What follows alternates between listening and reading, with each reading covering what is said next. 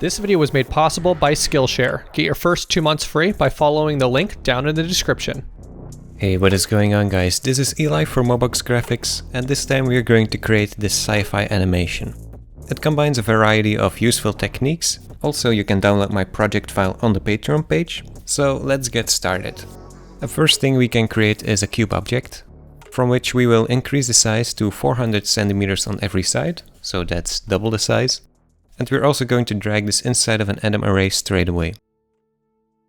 Let's make the cylinder radius of this one just 1 centimeter, and the sphere radius can be 3 centimeters, so we still have the spheres at the corners. Now let's create a material for this, where we will use the color channel, but let's disable the reflectance channel. For the color it is a darker blue. Let's drag this on the object. Maybe we can also add some transparency to this, so let's go with something like 80% transparency. Okay. Now we also need some kind of background to this, but using the background object is not enough because we will use some glow effects, which are not looking that good on just the background. We need a physical object behind it. So for that we can use a polygon or a plane. Let's also make a camera so we know where to place it. We're going to look through it and set the projection to isometric. And if you can't find the cube in the scene, you can just click on it on the side and press O on the keyboard to center it to the view. So that's very useful. Now let's rotate this polygon. It doesn't have to be that precise. And we're going to scale this up a lot so it covers the whole view. And we're going to place this behind the cube. So maybe you need to go outside of the camera view to be very precise. But it looks to be fine. Let's scale it up. And we can try a first render to see if it is in the back, which it is. So let's create the material for this. So that's the background actually. Let's use the luminance channel on this only. And we're going to make this very dark blue, which is almost black. So let's drag it on top of there. And now you can see we have a very subtle color scheme already. Okay, so let's continue. We are going to create a second copy of this atom array with the cube, but we're going to resize the cube to something bigger. For example, 440 centimeters. Let's also change the atom array its size to 0.1 on every value, so it's a very thin line.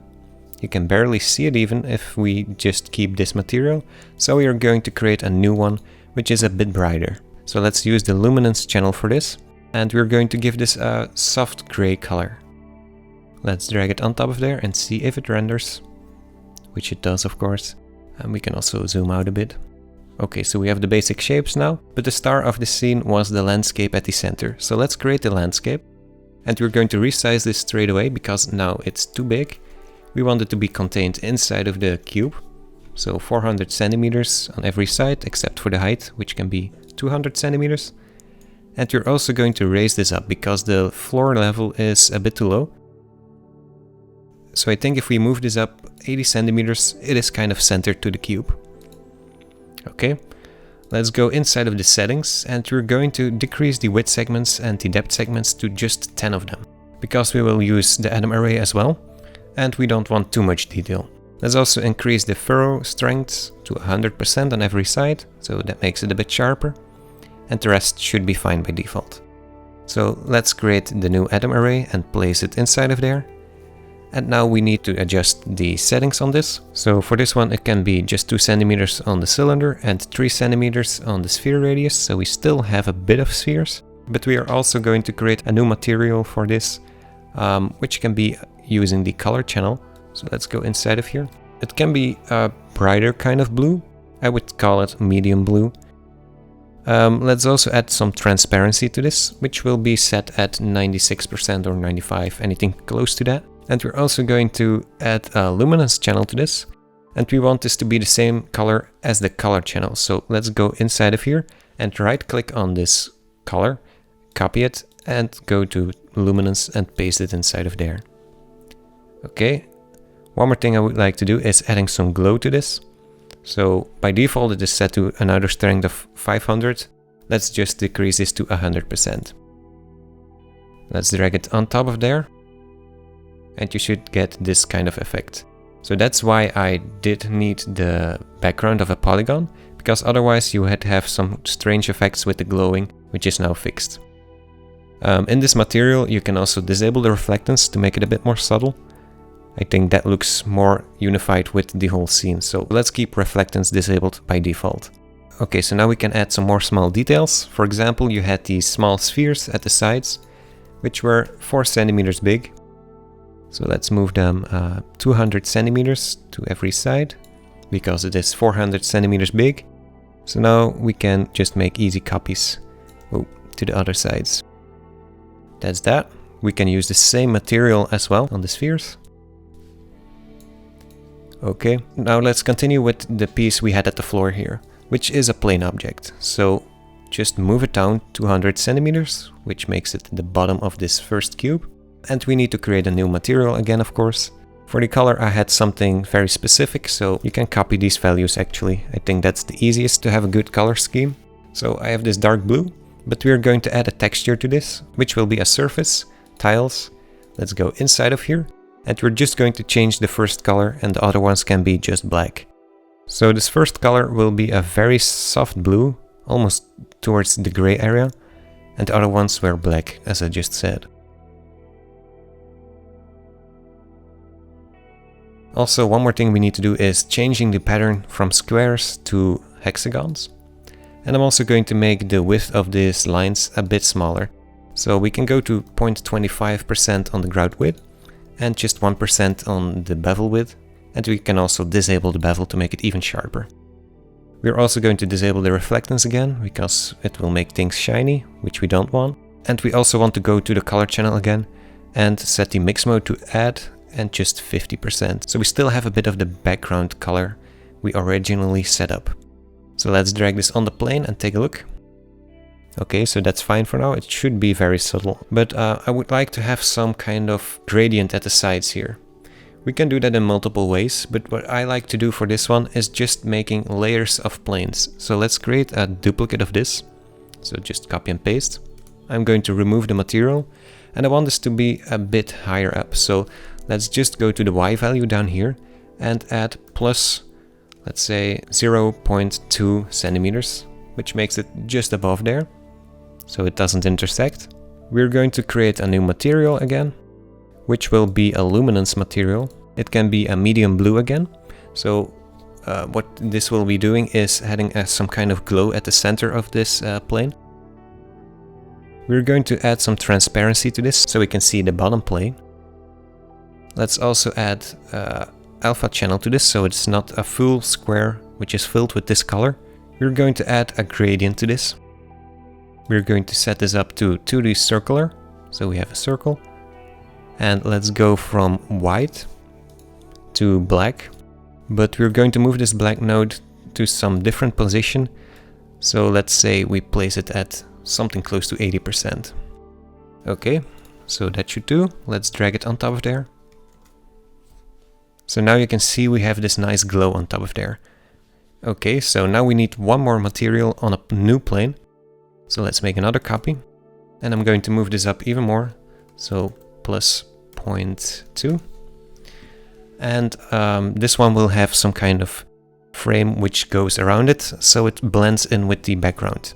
So for that we need to have the same color as the background, of course. Let's set this up with no reflection and no color, but just the luminance channel with the exact same color as we had with the background. Now to make the other ones below this visible, we need to add an alpha channel again. And we're going to set up a gradient again, which will be a 2D box gradient. So that makes it this kind of square shape. We're going from white again towards black. But for this one, we want the white one to be at a different position. So let's unfold this and move it towards 50%. Okay, let's drag it on top of there. And in this case, it looks like I need to invert the alpha channel. So you can do that right here. And that is much better. So now we have this transparency on this. Kind of blends in with the background. Okay, let's continue. So we had these shapes at the corners. So that is just a cube object set at 2 centimeters. So that's very small. And I'm going to move these up 200 centimeters. And towards this side as well. 200 centimeters. And to this side as well. but we have this larger cube outside of it, so let's move it 20 centimeters more. So we have this corner. Okay, so let's make this editable and select 3 polygons like this. And you're going to use the extrude tool by pressing D on the keyboard. And let's disable the preserve groups so we can extrude these polygons individually. And I want an offset of 10 centimeters on these, so we have this. Let's create a material for this one as well. Or no, maybe we can just use another one. Let's say we will go with the same one as we used for the landscape. But in this case I don't want the transparency, so maybe we can make a copy and disable the transparency like this and try again. And maybe we also want this on the spheres. Okay, so that is much better. What I'm also going to do is not make just copies of these, but we can use instances. So just an instance will do. So that way if we edit this original cube or corner piece, we can just have that being copied automatically to the other sides. Now let's just pause the tutorial here for a minute to have a word from our sponsor. This video was brought to you by Skillshare. Skillshare is an online learning community for creators with more than 25,000 classes in design, animation, 3D modeling, business, and more. Skillshare is the perfect place to learn from creators you already love, like this one on character animations by Jake in Motion. Premium membership is more affordable than the other platforms and gives you unlimited access so you can join the classes and communities that are right for you. Whether you want to boost your creativity or even career, Skillshare is the perfect place to keep you learning and thriving. Join the more than 7 million creators learning on Skillshare. The first 500 people to sign up using the link down in the description will receive a 2-month free trial. Thanks for Skillshare for sponsoring this video. Let's get back to the tutorial. Okay, so that is set up. We can actually group these together. So it's starting to look nicer right now. One more thing we can add is some kind of glow which is going over this landscape. So that is just a polygon which is set at a specific size, so 400 centimeters on this axis. And let's add a height of just 50 centimeters, for example. Let's go outside of the view so we can make sure it's lining up with the bottom of the landscape, so it doesn't look like it is floating. Okay, and we need a material for this again, which will use the luminance channel again. Let's use a similar color as we did on the other parts, but we're also going to add some transparency to this, which will be a gradient. Let's go from white to black, so invert the gradient. You can do that by right-clicking on the gradient, but maybe we want the black to be at 5%, for example. So that should be like this. And let's go back to white at 90%. Okay, let's also add an alpha channel on this. So we're working the other way around as we did with the other parts, where we also combined transparency and alpha. So for this I just want to use a color, which will be 50% gray. That makes it just a bit more transparent. Let's drag it on top of there and see how this looks. So you can see this going in that direction. I want this to be rotated, so the easiest way actually is to just rotate the object and rescale it. Okay, so that works. I'm also going to set up a bool object for this, so we can have it move along this cube, but not outside of it. So we need the same cube, which is 400 centimeters again. And you're going to create the bool object and drag both of these inside of there. Let's also change the order. And now if we move this polygon outside of the bool, it will be hidden. So that's good. Let's continue with some final details. For example, we can add some disks right here to get some kind of indicator lights. So let's use the disk object, which will have an outer radius of just 10 centimeters. Let's also rotate this, or let's just keep it that way. We can use the orientation and set it to, let's see, +X, for example. We are going to place this inside of a cloner object. For the cloner, it can be just set at linear by default. Let's make, for example, 7 of these to the top, and the default settings are just fine for now. Of course, we need to move this to the right position. Like this, it should be fine. We're going to create a new material once again, which will be orange, for example, to have a kind of variation to this. Let's use the color channel. We're also going to copy the color to the luminance channel and use it on that one as well. But let's make the strength of this a bit stronger, so let's go with 200%. We're also going to add a bit of transparency to this, so let's go with 96% for example. And we're also going to add a glow, so that's a very similar material as the landscape actually. Let's go with something like 150 on every strength. Let's drag it on top of the cloner to see how this looks. Okay, I think that looks nice. One more thing we can add is some kind of text to the side here. So for that you can just use the mode text. And we're going to set the depth of this to just 0 centimeters, that can be flat. Let's also rotate this 180 degrees. You can use any font you like, of course, but let's make the height of this just 20 centimeters, so it's a bit smaller. Let's place it at the side here.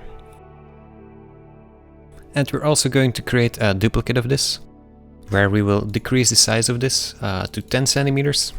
And we will just add the text we want later. It doesn't matter for this one. For the first one we can add something like scanning. We're going to create a material again for this one. Let's just stick with something that is white looking. Let's just do that in the luminance channel as well. So we need one more piece to finish this off before we start animating this.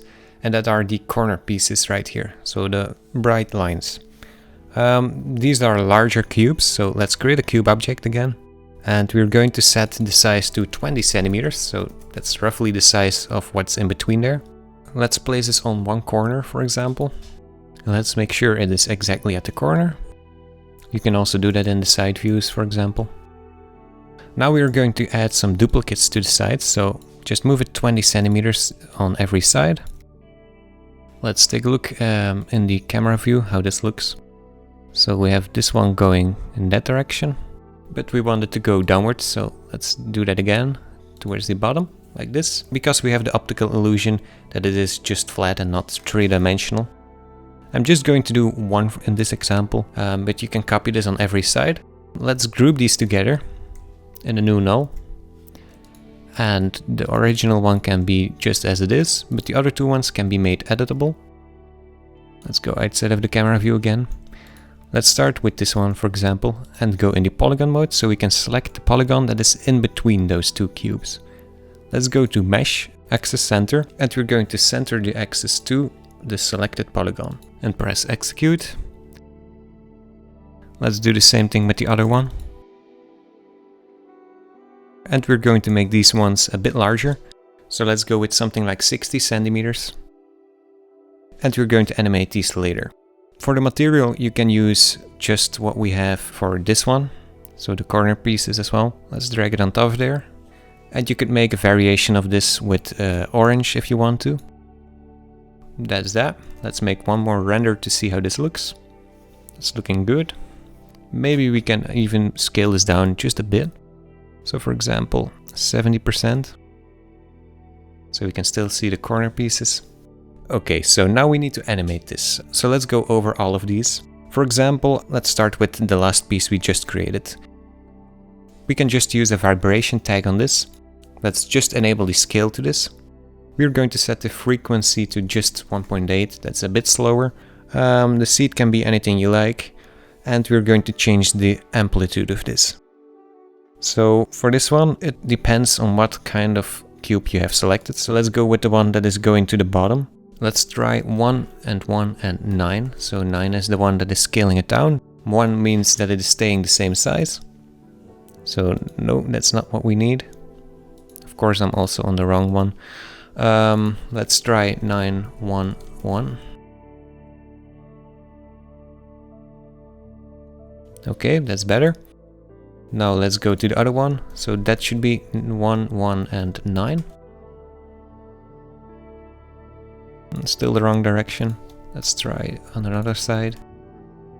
It really depends on which one you have selected. Okay, so now it's okay. So you just play around with 1s and 9s until you have the right one. Okay, so that's good. Let's continue with another animation. For example, the landscape, which is one of the more specific ones. Let's have this landscape selected. And we're going to add some multiple layers of animation to this. Okay, so let's go to frame 0. And we're going to animate the sea level of this. So at 0%, we have it all pointy like it should be. And at 100%, it is totally flat. So let's set it at 100% at frame 0 and keyframe this by clicking this button. Then let's skip to frame 15, so that's half a second, because 30 frames is 1 second. And we're going to set it at 0%, so that makes it pointy. Now let's move another 15 frames to frame 30. And we're going to set this to 100% again, keyframe again. And we're also going to animate the seed of this. So let's make this seed 1, for example, and keyframe this. And now at the next frame, so frame 31, we're going to change the seed of this. So let's set it to seed 5 and keyframe again. So now we have the landscape changing at frame 30 and 31, but you won't notice it because it is flat. So that's the trick I've been using. Now let's move forward again to frame 45, so that's 15 frames. Let's move it to 0%, keyframe again. Frame 60 at 100%, keyframe again. We are also going to keyframe this seed 5, so we can make the swap again at the next frame to seed 10, for example, and keyframe again. Now let's move another 15 frames to frame 75, 0%, keyframe. And now at frame 90, we can go back to 100%. So now we have a loop of changing landscapes, which is nice. So what we also had set up was this polygon, which is sweeping across the landscape. One more thing we need to do before doing this, because if we render right now, you don't see it, is going in the bool settings and setting it from A intersect B. So now it should be visible inside of there. Okay, so let's go and animate this polygon, just a polygon. Let's go to frame 0, move it to the side and keyframe this. Then we can move 1 second, so 30 frames, and move it to the right side, keyframe again. Let's keep it there for a moment. So for example, frame 50, we can make one more keyframe, move it 1 frame towards the front, put it back at the left side and keyframe again. So this is the reset, which is happening instantly because there is no frame in between. And now let's make the animation finish at frame 80, for example, towards the left. Okay, so that should be looping as well now. Now let's animate these small spheres right here. These are the easy ones. So at frame 0, I want them to start at the top, keyframe. Frame 45, which is the center of the animation, we want it to go to the bottom, keyframe again. And let's just copy the first keyframe to the end. You can do that while holding Ctrl or Command and dragging it. Let's do the same thing at the other side with the other sphere, but the other way around. Okay, so now we have these spheres set up. We can also animate the text with these. So let's go outside of the camera view so you can see what is going on. We still have text showing up here. I want this to be random numbers, which can be driven by the spheres. So let's select the sphere actually. And we're going in the coordinates tab. And you can see the Y value is being animated right here. So right click on Y. And we're going to expressions and set the driver on this. Now let's go to one of these MoText ones, but the small ones. And in here, let's go to the object menu and go to text, right click on this, expressions, and set it as set driven absolute. So now we have the number showing of the position, which is a nice random number. You can also do the same one with the second text and the other sphere, so you have 2 different numbers. Okay, so let's move on to the scanning text up here. We want the letters to show up individually, so we can do that with a plane effector, which you can find under MoGraph effector and plane. In here we want to set a fall off, which will be a linear field. In older versions it will just be a linear fall off. It's the same thing actually. Let's go to the parameter tab of the plane, and we want to disable the position because we don't need them to move up or down or anything. We just want them to go invisible. So scroll down and check the visibility option. And now we need to set this up with this text, so they are linked together. Let's click on the MoText and go to letters. And in here you can drag the plane effector. So let's see what happens if we move the effector. Okay, so let's make a first keyframe at the start. And at frame 30, we're going to move it to the side so everything is showing. Then we're going to pause it for just a bit to this side and make one more keyframe so it's the same position. At frame 45, we can move it back to the beginning. Keyframe again. And then let's go to frame 75, for example, and make it move to the right once more. Then at frame 90, we're also going to lock this animation once more. So that should be scanning twice in the full loop. That's alright. We can do the same thing with the stuff at the front, so these disks. Let's create another plane effector and add the fall off, which is a linear field. Let's disable the position and enable the visibility. And we're going to rotate this one at 90 degrees. Let's go to the cloner, and in the effectors tab, we are going to add the plane effector. And let's see what happens if we move this. So in this case, you can see we're having the bottom ones being hidden. So let's rotate it so it's inverted. And now we want to set this exactly to the center, so a Y value of 0. And now we can animate this automatically by right-clicking, Cinema 4D tags, and adding the vibrate tag. Let's enable the position, and we can remove the first value. And we just want it to move up and down, so 200 centimeters will have it go equally to every side, because the cube is 400 centimeters. So now you can see this just hiding and showing them randomly. Okay, so the last part we need to animate is this small plane at the bottom. Let's make sure we are having the right one, so that's the center one, the glowing one. And first off, we are going to animate the scaling on this. So we need to do that in the object mode, because in the model mode it will not exactly animate scaling. So make sure you're doing that. Let's go to frame 40, for example, which will be the end of the animation. We only wanted to repeat once every loop. I think otherwise it would be a bit too much. So frame 40, keyframe. Let's move back 20 frames, for example, and scale it down to 0%. So that's totally hidden. And keyframe again. Okay, now one more thing I would like to do is adding some fading at the end of this. We can do that with a visibility tag. So let's add the display tag. And in here you can enable the visibility. We want this to fade when the animation is kind of done. So let's start at frame 35, for example. We're having it fully visible at 100%. And at frame 50, we want it to be totally invisible already. So 0% and keyframe. So now it should be fading out after the animation is done. Okay, so that are all the animations. I didn't finish the ones at the corners, but you can fill it in for yourself. It's just the same techniques on the other sides. So if you made anything as a result of this video, you can share it with us on Instagram or Twitter. Also, you can download my project file on the Patreon page. And with that being said, I hope you learned something new today, and I will see you in the next video.